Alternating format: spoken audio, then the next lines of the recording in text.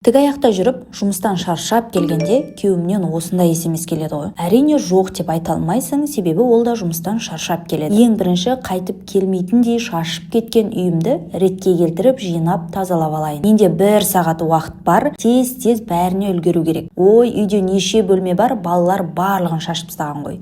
Енді тамаққа уақыт келгенде, үйде фарш жоқ, оған уақыт жоқ және желаниең де жоқ қой, шаршап тұрсың. Сондықтан тез лепим радости жартылай дайындалған тағамдарға тапсырыс бердім. Оның ішінде 1 килограмм пельмен, 1 килограмм тефтели, 1 килограмм самса, 1 килограмм сосиски тесто, 1 килограмм манты бар. Енді менде 3-4 күнге тамақ деген проблема жоқ. Егер сізде жұмыстан шаршап келгенде тамақ жасауға уақытыңыз немесе күшіңіз болмаса, осылай тапсырыс берсеңіз болады. Ең бастысы мұндағы өнімдер халал және үйдегідей дәм. Күйеуімнің тапсырысы 15 минутта дайын болды. Қамыры жұқа, фаршы дәмді.